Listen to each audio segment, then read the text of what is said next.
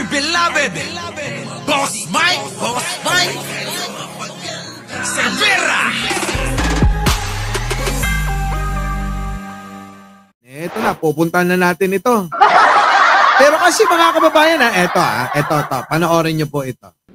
Ayan, mga kababayan, panoorin nyo ito. Oo. Nako! Oo. Para sa product ni Jen. Oh. No. Tuwa at putik na yan, ikaw naman, Leia, Dapat sinabi mo sa akin para hindi siya, nai-istorbo sa ginagawa niya. Eto na, mga kababayan ko. Pakinggan nyo po, mga kababayan. Ito hong sinambit. Ni Bam Aquino, mga kababayan ko, Bam Aquino, tingnan ho ninyo. Nako! Eto, walang pangalan. Akin to, sigurado. Delia Sacoco, thank you naman. Eto na, pakinggan ho ninyo. Alright. And on a lighter note, Senator Aquino, you mentioned earlier, nung nakikinig ko sa iyo yung privilege speech na masaya ka at maraming binanggit si Pangulong Marcos tungkol sa education. Ayan na, mga kababayan, pakinggan nyo maigi ito, Pakinggan nyo maigi. Kasi mga kababayan, nakakabigla na ito, ito, tingnan nyo, ulitin natin. Ito na, pasok. Alam naman natin, alam naman natin, Aquino at Estrada hindi rin magkasundo yan. Bakit ho kanyo, mga kababayan? Di ba? Si Pinoy ho ang nagpakulong. Kanino? Ay, hindi. Si Gloria pala yun. Sorry. Si Gloria yun. Yung pala yung kaaway nila Estrada, no? Pinakulong ho, itong pinakulong ni Gloria, ito hong Jinggoy at saka si Revilla. Pinakulong din ho yung tatay niya, di po ba? Inagaw pa yung posisyon. Yan po yun, si Gloria.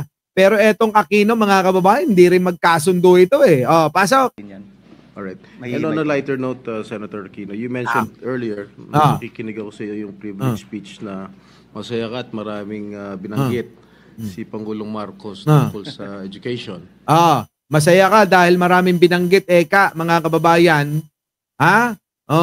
Tama, Boss Mike, si Pinoy nga, no? Hindi, pinakulong din yata ni Gloria, Eto, mga kababayan, Pinoy ba? Sige, tuloy. Tingnan nyo, mga kababayan. Masaya ka? Masaya ka at maraming binanggit si Pangulong Marcos tungkol sa education. Ay, oo nga. Tama, pinakulong sila. Sa PDAP, scam, doon kay sino ba yung babaeng nakakulong pa rin? Si Napoles, Napoles, yung pala yun. Kaya pala. Yan yun. Kaya pa rin ito Masama pa rin ang loob na itong si Jinggoy Tingnan nyo, mga kababayan. Napaka-random nung tanong. Tingnan nyo, Ito na. Pakinggan nyo. Masaya ka at maraming binanggit si Pangulong Marcos tungkol sa education. Yan ba'y pagpapatunay na sinusuporta niyo si Pangulong Marcos? Kita nyo, mga kababayan ko. Sabi, masaya ka dahil maraming nabanggit si Pangulong Bongbong Marcos tungkol sa education. Masaya ka ba? Yan ba nagpapakita na pagsuporta nyo kay Pangulong Bongbong Marcos?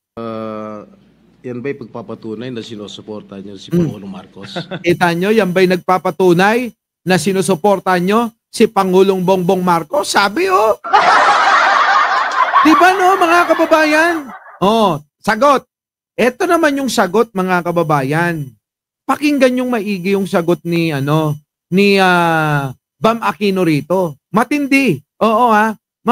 Mapapaisip kayo ng mabuti. Mga kababayan. Ito. Kasi ako napapaisip dito. Tulungan nyo ako, mga kababayan.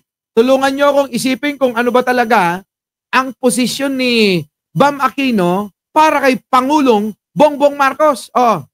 Mr. President, para sa edukasyon, lahat tayo kailangan magtulungan. That's been my position ever since. At kahapon po, I was pleasantly surprised na Naka-ready na po yung speech ko eh. Ah. Kaya parang bumingo po talaga tayo. Ang rami po dito nabanggit po nung Monday. We're very thankful for that. Thank you, Senator Aquino. Ayan, mga kababayan. Mga kababayan, tama naman yung sagot niya. Pero kung iisipin ninyo, hindi naman sinagot yung tanong na nagpapatunay ba na sinusuportahan mo si Pangulong Bongbong Marcos. Hindi rekta. Ano po? Hindi niya rekta na sinabi. Pero ho, mga kababayan ko, yung sagot niya, lahat naman po tayo, ay kailangan na magtulungan pagdating sa edukasyon. Di po ba, mga kababayan ko? Ha? Tapos sa bandang dulo, mga kababayan, ito. Ito nabanggit po nung Monday. We're very thankful for that. Nagpasalamat po, mga kababayan. Bibihira yan. Ang isang Aquino nagpapasalamat sa isang Marcos, samantalang nung nagkabagyo sa Yolanda, anong sabi nila? Tandaan niyo yan, ha? Anong sabi nila? Na ang presidente daw ay Aquino. At etong mga nasalanta ay pinamumunuan ng Marcos. Grabe, di ba? Ganun ka-personal sila. Personalan kung personalan. Hindi mahalaga ang taong bayan noon. Uunahin yung alin?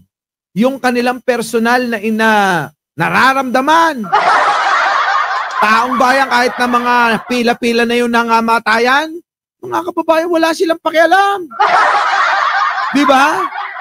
Di ba si Mar Rojas? Kamakailan lang, kasama ni Pangulong Bongbong. Nasa likuran. Parang aso na ngayon ni Pangulo. Naalala nyo ba yun, mga kababayan? Yung ating tinalakay na si Mar Rojas, abay mga kababayan nandito sa likuran. Parang aso na lang ngayon si Mar Rojas. Nasusunod-sunod sa kanyang amo, mga kababayan ko. Ganon. Tuloy. Thank you, Senator Aquino. Ayan, mga kababayan ko.